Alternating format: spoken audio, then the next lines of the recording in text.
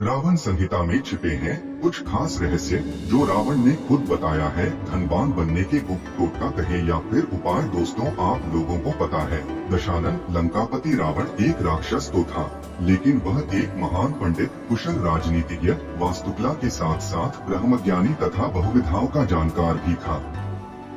रावण न केवल एक महान पंडित बल्कि वह एक विद्वान तांत्रिक, ज्योतिष और भगवान शिव का परम भक्त भी था। रावण अपने 10 सिरों के कारण भी जाना जाता था, जिसके कारण उसका नाम दशानन भी था। रावण ने ही शिव तांडव स्तोत्र और शिव संहिता की रचना की थी। रावण संहिता में रावण के धनवान होने का राज सहित ऐसे तंत्र मंत्र के बारे में भी लिखा है। रावण संहिता में है जिसमें रावण ने उसके धनवान होने का राज, धन प्राप्ति के अचूक व शक्तिशाली उपाय बताए हैं। असुरों का सम्राट होने के बावजूद भी रावण एक महाज्ञानी पंडित और शास्त्रों में पारंगत था। माना जाता है कि सौरमंडल के संपूर्ण ग्रह रावण के इशारों पर चला करते थे। कोई भी ग्रह रावण के विरुद्ध कार्य नहीं कर सकता था, लेकिन शनिदेव ने बदला स्थान अपना। यहाँ तक कि मेघनाद के जन्म के पूर्व जब वह अपनी माता मंदोदरी के गर्भ में था, तब रावण ने उसे अमर बनाने के लिए सभी नक्षत्रों को एक स्थिति में ला दिया था। इस दौरान सभी ग्रहों ने रावण के निर्देशानुसार कार्य किया, लेकिन केवल शनिदेव ने स्थान परिवर्तन कर दिया, जिसके चलते मेघनाद को अमर बनाने की रावण की चेष्टा पूर्ण नहीं हो सकी और इसी कारण मेघनाद यशस्वी, पराक्रमी, अभिजित योद्धा होने के बावजूद अल्पायु का हो गया। दोस्तों, भले ही महापंडित रावण को रामायण का नकारात्मक पात्र माना जाता हो, हम यह भी जानते हैं कि माता सीता का हरण कर रावण ने अपनी जिंदगी की सबसे बड़ी भूल करी थी, जिसकी वजह से रावण को अपनी जान तक गंवानी पड़ी थी। परंतु ये भी माना जाता है कि रावण यह जानता था कि श्री राम भगवान विष्णु के अवतार हैं और यदि उनके हाथों किसी की मृत्यु हो तो उसे निश्चित वैकुंठ धाम प्राप्त होता है। ऐसे में उसने अपने पूरे परिवार के उद्धार के लिए जानबूझकर श्री राम से शत्रुता मोल ली थी। दोस्तों, रावण संहिता के कुछ ऐसे उपाय बता रहा हूँ जो करने मात्र से धन प्राप्त होने लगता है। बहुत तीक्ष्ण प्रयोग है।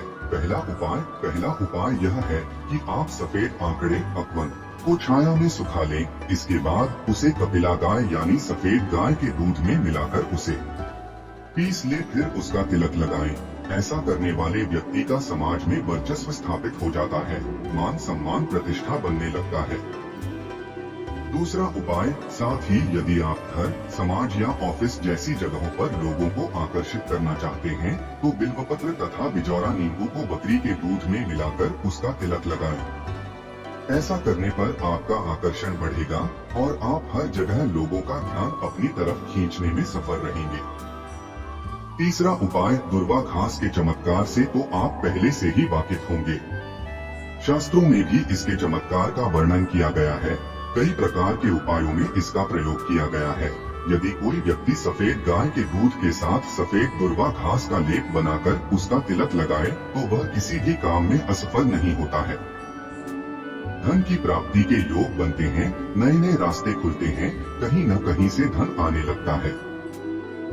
चौथा उपाय, अपामार्ग के बीज को बकरी के दूध में मिलाकर उसे पीसकर उसका लेप बनाकर लगाएं, चंदन लगाएं। इस लेप को लगाने वाले व्यक्ति का समाज में आकर्षण काफी बढ़ जाता है, उसका कहा सभी लोग मानते हैं। पांचवा उपाय, यह उपाय बहुत छोटा और नॉर्मल है, कोई भी व्यक्ति कर सकता है। इसमें ज्यादा सामान की आवश्यकता नहीं है। यह प्रयोग किसी भी शुक्रवार को 125 ग्राम साबुत बासमती चावल और 125 ग्राम ही मिश्री को एक सफेद रुमाल में बांधकर मां लक्ष्मी से अपने घर में स्थायी रूप से रहने की प्रार्थना करते हुए और उनसे अपनी गलतियों का क्षमा मांगे। इसके बाद उस रुमाल को ले जाकर किसी साफ, शुद्ध बहते हुए जल में प्रवाहित कर दें और ध्यान रखें कि यह सामग्री किसी नाले या गंदी नहर में न बहाएं, नदी में ही बहाना उत्तम होगा। यह उपाय रावण संहिता का है।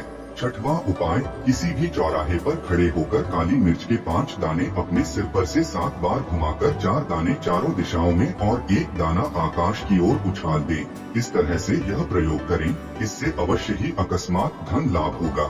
दोस्तों, यह सभी उपाय आप लोगों को बताया हूँ। धन प्राप्ति के बहुत अचूक उपाय हैं, आप लोग करें, अपने धन की समस्या दूर करें।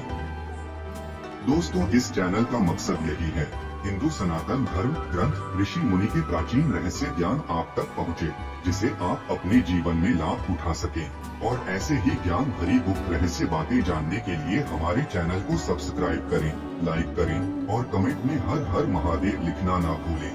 धन्यवाद।